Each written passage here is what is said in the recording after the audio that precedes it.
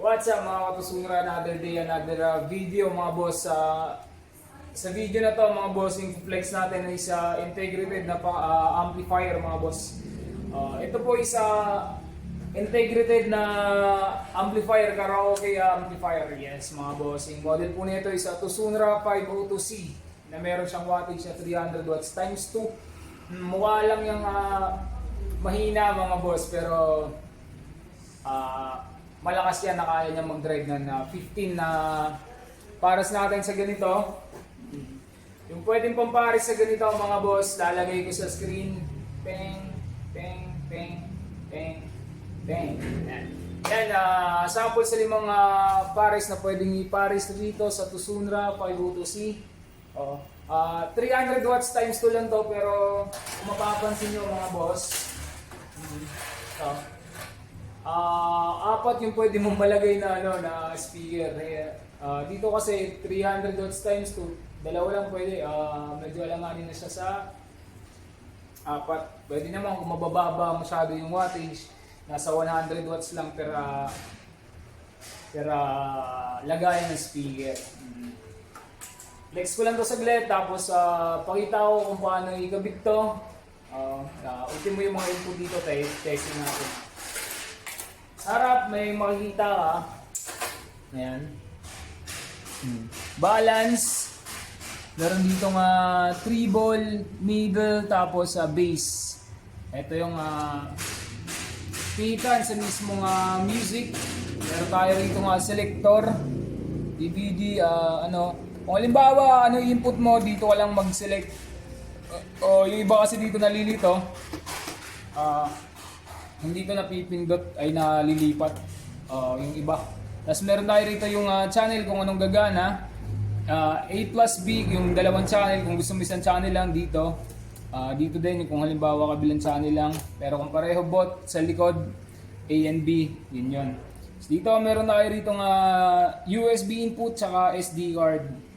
Yes mga boss, meron tayo rito equalizer. Tapos meron tayong forward, play and pause, backward in mode. Tapos meron tayo rito dalawang lagayan ng mic. Tapos ito yung mismong switch niya ng on and off. Meron din tong power indicator. Kung halimbawa nakasaksak siya, ilaw siya rito. Tapos kung on, ilaw din siya. Sa side nito meron tayo rito mga butas sa taas. Kita mo yung laman. Tapos dito sa kabilang side, kita mo rin. Tapos meron siyang parang paa. Apat na paa. Tapos mga tornilyo ng parts. Tornilyo ng mismong transformer niya. Sa ilalim makikita. Ayan. Sa likod mga bossing, meron tayo rito saksakan. 300 watts yung pinaka-max mong pwedeng ilagay rito. 1, 2, 3. Tapos meron tayo rito power cord na fix. Tapos meron tayo rito lagayan na mismo sub speaker out. Tatlo. Meron tayo rito lagayan ng speaker apat, pero sabi ko kanina is 300 watts times 2 lang to, dalawa lang pwede. Bali kung halimbawa dito tayo magkakabit yung isa dito, kung dito ka naman is dito lang din yung isa. Tapos meron tayo rito equalizer in tsaka equalizer out. Ayan, meron tayo rito. Meron tayo rito input. Input niya is tape, tapos tuner tsaka CD, VCD. Meron tayo rito super bass. May super bass siya. Ayan.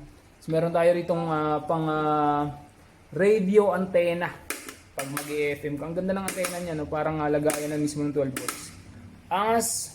Yun lang, sa tamang kabit nito, video natin mga boss. Kung mapapansin nyo dyan mga boss, nagkakabit ako ng speaker. TR-15 yung nakakabit dyan. Ayan. Copper tsaka ng copper yung wire na yan. Para sa yung bronze dyan is sa positive nya. Yung copper positive, yung non is sa negative. Ayan. Hindi na kailangan ng kulay kasi itim tsaka pula na siya. Ayan. Magkabilaan lang yan mga boss. Kung halimbawa dalawa lang speaker, 300 tugma lang sa wattage, magkabilaan lang. Pero kung halimbawa gusto mo apat ilagay dyan, kailangan mababa yung wattage. Bago mag-on, kailangan naka-down lahat ng volume, tapos on mo. Yan. Try lang natin i-sound check.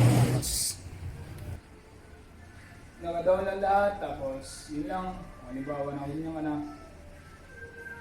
tapos maririnig mo, wala kang volume. Kasi dito tayo naka-tape, kaya dapat is MP3 tuner lang yan.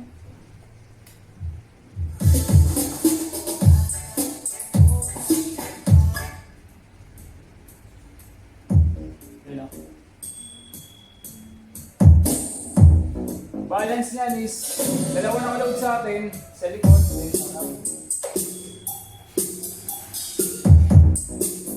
Gumagana naman pareho. Tapos eto yung likod. Nasa likod yung gumagana. Tapos yung balance natin, ito naman sa likod. Ito. Here, John Luca Yun. and DJ7 Remix.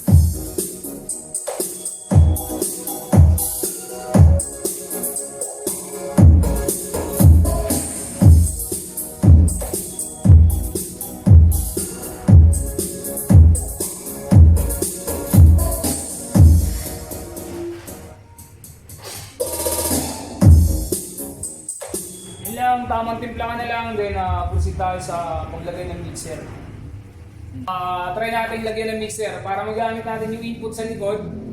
It's either ano ka ng cellphone or di kaya kung ano pang pwedeng i-input using RCA.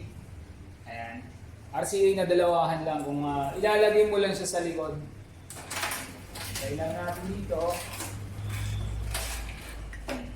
Input ka lang kung mag-out ka pwedeng katulad nito, equalizer. Kung yung input ng equalizer mo is ganito rin, ito gagamitin. Pero kung halimbawa XLR is iba, XLR dapat dulo.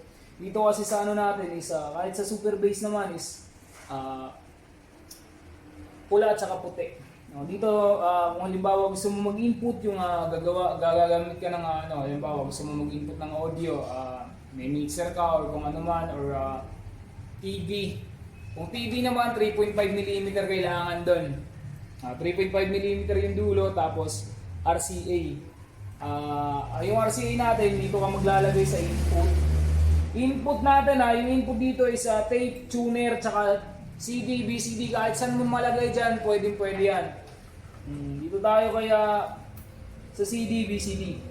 Kung halimbawa maglalagay ka rin ng DVD or BCD din, yung input niyan dito pa din. Audio lang naman yung ita-transfer natin sa amplifier. Hindi na tayo mag-ano ng video kasi hindi yan magre-release ng video. Audio lang, left and right lang, kaya positive tsaka negative yan, pula-puti. Kaya dalawa lang yan mga boss. Yung kulay dilaw pang audio yun, hindi yun applicable sa amplifier. Okay, yun. So, dito lang mag-i-input, tas ready to use na siya. Warning lang lagi na sa ganito mga boss, kung may mixer na may i-input ka sa taas, kung ano po yung nasa taas, yun yung unang mong i-on. Halimbawa may mixer ka, unang on yung mixer, tapos last yung amplifier i-on. Pero kung mag-off ka na, unang i-off yung amplifier mismo bago ka mag-mixer, para maiwasan pong pumutok yung mismong tunog. Kasi pag halimbawa mali ka ng off, pumuputok po yung may puputok na tunog. Yun lang mga boss. Kung gusto mo ng ganitong video, follow mo lang kami. Tapos yun lang mga boss, huwag niyo kalimutang i-like yung video. Bye bye.